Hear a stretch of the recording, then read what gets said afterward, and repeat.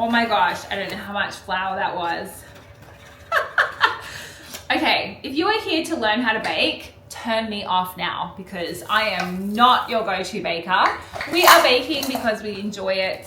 We are baking because it's Christmas. We are not learning to bake on this channel, that is for sure. Today we're going to be baking together and we're going to be baking some sugar cookies. I have attached all of the details below with regards to ingredients, so make sure to pause this video, go and get your ingredients and all the bowls that you need, and come back and let's make this together. And don't blame me if it doesn't work out. Welcome back to our Christmas at Home series. My name is Claire. If you're new here, I am your Christmas bestie, and today we are going to get baking. I actually have a ridiculously large list of cookies that I want to bake this year. I have some tried and tested recipes, and I'm also going to be trying some new ones. I don't know if I've bitten off more than I can chew, no pun intended. But we're gonna see how much we can work through. So ideally, I'd like to make maybe 4 or 5 different kinds of cookies this season, but I'm probably gonna end up making 2. I'm definitely gonna be making sugar cookies, and I'm definitely gonna be making gingerbread cookies. Gingerbread are our go-to Santa cookies in our house. The kids love to decorate them, so that is an absolute must. 2025 was a year that I received a cancer diagnosis. It is something that has absolutely changed my life. And Christmas just hits differently when you've been given I feel like, a second chance. So this year, I'm kind of pulling out all the stops. We've been renovating for the last 4 years. So our kids have been shoved around the house. We are still renovating, don't get me wrong. But this year, the kitchen is finished, the house is feeling a little bit more stable, and we really want to create some really beautiful memories for the kids. So I am going a bit more, I wouldn't say crazy, I would say all out than I have previously. Let's get baking. We're going old school on these recipes because I have printed out my favorite recipe cards. So all the ingredients are in the pantry. So the flour is actually in the freezer, because we have weevils here in Queensland. So I recently added my little spice drawer here, which 2026 is going to be the year where we get organized. And so in 2026, I am going to be putting all my new, so we've got baking powder, salt, butter, granulated sugar, egg, vanilla, almond extract, la. Okay, so I'm gonna grab the butter, the flour, and you guys aren't gonna mind the mess as I move around because we are baking, and baking is messy. And so is life. My house is never perfect. My fridge is never perfect. It is the day that I sort things out and the day that I put stuff away, but that is not today. So I have this really cute apron. It's a little Australian inspired apron. How cute is this? And it's got pockets. I love it. I love it so much. Measuring cups, no measuring spoons. I need beat the butter and sugar together. Okay, so I probably need to melt the sugar a little bit, the butter. Okay, way off. So it's 155. My goodness. This is the problem. I feel like baking, you have to be really precise. And as an individual, I'm pretty not. Oh, 178. Okay, should we take off that extra 3? 175, smack bang, beautiful. Okay, so I'm gonna stick that into here. And we also need our sugar, which 3/4 cup. Yeah, so I basically went to the dentist, as you normally do for a checkup. They check your mouth, they check all under your tongue. Now, they actually found just what looked like an ulcer underneath my tongue. And she asked me if I knew how long I'd had it. I said I didn't even know I had one. And what's interesting is because there was no feeling in it, because I didn't know it was there was no pain, it suggested that there was a bigger issue. She asked me to go and get it checked out, which I did. The pathologist actually thought that it looked pretty good and that it wasn't going to be an issue, but he gave me some cream to try for like 2 weeks. And then because it hadn't changed, did a biopsy, once again, still not really thinking that it was going to be anything of an issue. And it came back that it was cancer. So this cancer it was basically like a tumor on my tongue. Apparently it's on the rise. Now I was thinking about it. I was like, is it on the rise? This is just me speculating because more people are getting checked nowadays, or is it on the rise because there's actually like a medical reason? Now, they explained to me that there are reasons that people get certain cancers, like drinking, smoking, HPV virus, various different things, and others it can just be unfortunate luck. For me, with my cancer, he said it's just one of those, unfortunately, one of the cells has just turned bad. So there's no actual reason for it. What they did is they removed it, and they have to remove sort of a percentage around the tumor, and then once they've removed it, they also decided to remove, because of the size of the tumor, 30 glands in my neck. So they removed some from here, here, and here, and that's why I've got that lovely scar. And which scar saved my life. I am not complaining. And once they removed that, they could test to see whether or not the cancer had spread. So in the meantime, I did have tests done for like a CT scan and various blood tests, nothing of which showed up. One thing I realized with cancer is that things don't really show up on tests unless it's spread. And I feel like at that point, that's when it becomes an issue. And so what they did was they removed, I'm just going to beat this with a handheld beater. So what they did is then they removed, I went into surgery. So it was all within a month of my diagnosis that I was basically in surgery for what they considered to be like a major neck incision. Thankfully, because it was clear, I didn't have to go on and do any additional treatment like radiation, because the next phase would have been radiation and chemo. And unfortunately I Googled that and that was just terrifying. But thankfully for me, mine was all clear. It was picked up super early. My dentist was absolutely amazing. And it meant that I could just focus on my recovery. And now I get checked sort of, I see my oncologist every couple of months between now and, well, the next 5 years basically, and just get monitored. I also decided to go ahead and just make sure, even though for some tests I'm not necessarily at the age that I needed them, I also went ahead and got those checked, because I just think early detection is key. I used to think that cancer was like a life sentence, but what I've realized from my experience is it's not, but it's all about early detection.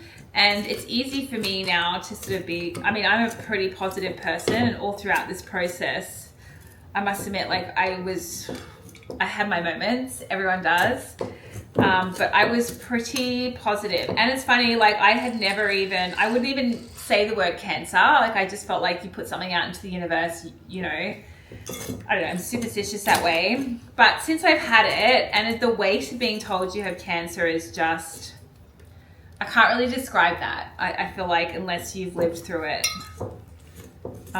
it's hard to explain, or it's hard to really fully understand. Like I used to empathize with people who had cancer or who were going through treatment, but I couldn't really understand mentally the mental load and the mental burden and the heaviness of it until it actually happened to me. And look, I'm very thankful for where I am today. I'm a mom. I've got 3 kids. My kids are 6, 7, and 8. And, you know, the thought of me not being around, and the thought of me not seeing them grow up, or even just, you know, I went to that place where I was like, okay, well, I'm going to have to prepare them. You know, what if I'm not here for their wedding? What if I'm not here for their graduation? What if I'm not here for their 21st birthday? You know, I went there. But I didn't stay there for very long, because I feel like it's just not a healthy place to remain. So I decided just to pick myself back up again and just focus on, it's just one foot in front of the other every day. Oh, I forgot to do the dry ingredients. Part of it is just that I just needed to, is that I just really want to focus on my family, and I guess my priorities changed a lot. We've been renovating for the last 4 years, and honestly, like the house has been the priority every weekend. And when you are renovating, it is all encompassing. 2.25 cups of flour, and I'll link all this below. To make sure this year I take my time to really enjoy Christmas with the kids. We started decorating around October, and I think it was like the weekend of Halloween. My daughter was very unimpressed, but I wanted to get the tree up so we could just, it takes a while to decorate. Like I feel like decorating for Christmas is a process. Like it's not something that we do all in one weekend. And I always like just to think about things. Like I get everything out and then I'm like, okay, just let me have a think about where things are gonna go. The kids like to get involved and then they lose interest. So it takes, you know, a little while, and then you've got outside to do, the porch. We're also hosting, I know I'm all over the place, but this is how I roll. We're also hosting a Friendmas neighborhood party this year, which is the first time ever. The house is not finished and we are in a bit of a state, but I was like, why not? You know, we need to get to know our neighbors. Sally has our back. Sally has our back. She knows what's going on. Okay, so I always just use this. Okay, we always make a big mess. So yeah, we've got Friendmas happening on Saturday. We decided to create a big neighborhood party, and there is nothing more motivating than a neighborhood party to really get you organized and to help you clean up all of those dump zones around the house. And I'll be sharing more on that because we had some big dump zones, one of which was the porch. And as someone who is all about layering and collecting homes and interior design, the front porch is really important to the feng shui and the whole vibe of your home. And so to have a front porch that was completely cluttered, I just have to find the step, just such bad feng shui, because ultimately it's all about your porch and your front door, which is why you should always wipe down your front door. So if you're watching this, pause the video and go and wipe down your front door, or go and do it afterwards. It's about allowing your front door as like your entrance and your opportunities, good energy and flow. So if your front door is dirty, your front entrance is cluttered, how are those opportunities gonna get to you? So from a feng shui point of view, it is really important to clean up all that space. Okay, so we've got our flour, which is roughly 2 1/4 cups, and whatever extra bit dropped in. So 2 cups of flour, half a teaspoon of baking powder. Make sure I've got the right one, not baking soda, baking powder. Welcome to real life baking, where your house is a mess. But I would love to hear from you. So what is your favorite recipe at Christmas time? Do you bake? Are you just starting to bake? Okay, some salt. I'm just gonna crack a little bit of salt in there. Okay, and that's it. Okay, so we're gonna put this aside. Now we're gonna grab our egg and crack our egg without, hopefully, any shell. Well done, Claire. And 2 teaspoons of pure vanilla extract. So this is 2 teaspoons. I actually didn't have almond extract last time I made this, so I haven't tried it with the almond, but Sally knows best. Is that right, Sally? Okay. Just get this off. My gosh. This is my first ever baking video. If you just came here and you're thinking, wow, this looks like a really professional baking video. Okay.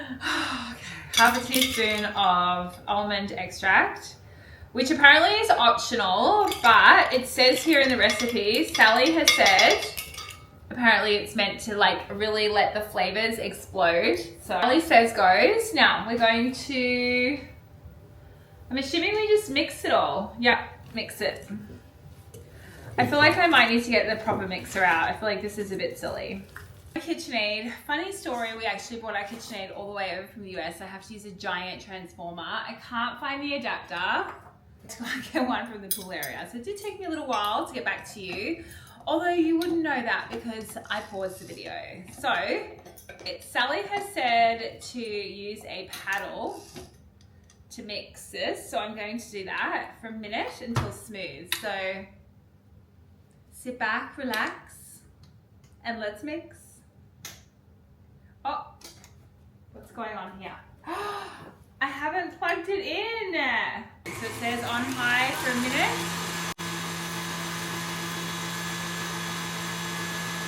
And hey, if you're watching this, I will happily send you some cookies in exchange for a new Christmas spatula in exchange for a new KitchenAid that plugs in to the same home. I want it to turn in, I want to churn it. I don't even know if that's possible. Oh, that looks so creamy. Funny thing, I actually don't eat butter. I don't like it. So I do actually like these sugar cookies though. I think it's all the sugar and everything else, but I don't like butter. So we're almost there. We're just gonna put this together, mix in the dry ingredients, then we're gonna whack it in the fridge, and then we're gonna come back tomorrow and bake some cookies. Comment and let me know why I shouldn't be using a paddle, but for now, we're just gonna mix this in. Now it says slowly. That might be a bit too much. The dust cloud. There. Because if the mixture tastes bad, the cookies will taste bad.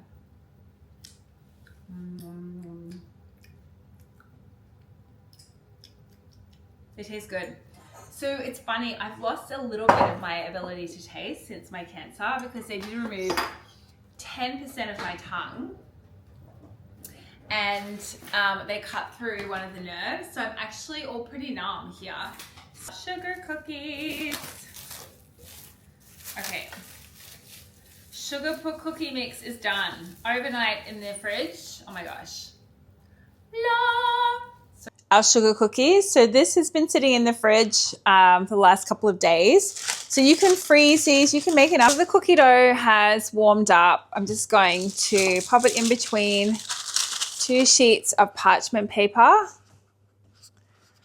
and then basically roll it out.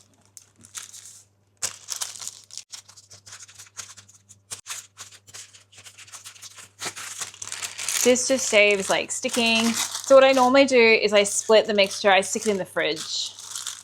We have been so organized with all of our cookies because I made all of the mixtures a week ago. About that thickness. I couldn't tell you how thick that is. I don't really know. I'm not good with measurements. Okay, and then we also have these cute cookie cutters with stamps. This is the first year actually that we have used these, and I'm actually loving them. So the kids are going to take these in for their, so you just push it down.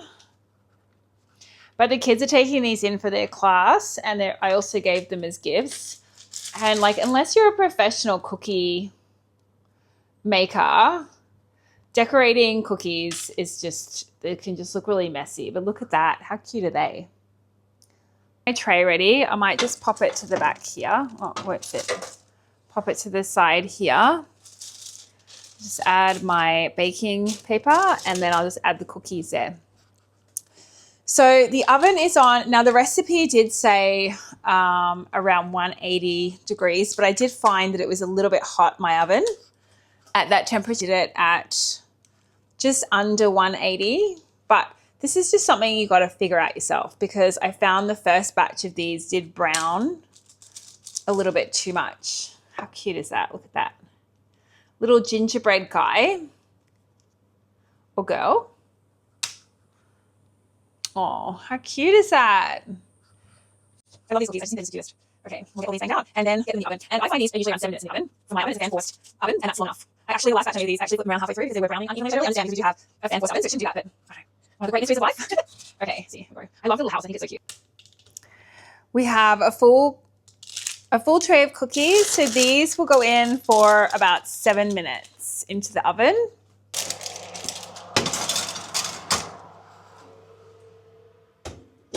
Alexa, 7-minute timer.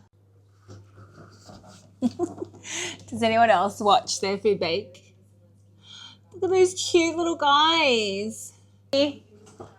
Let's, oh my gosh, they look good.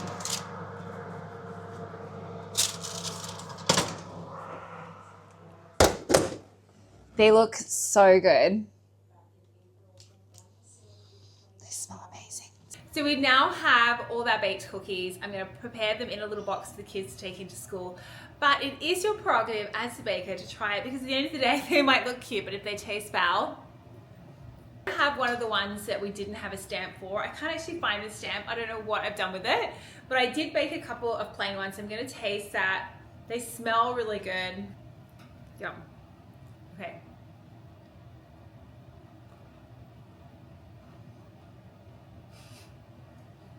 They're really good. They're really, really good.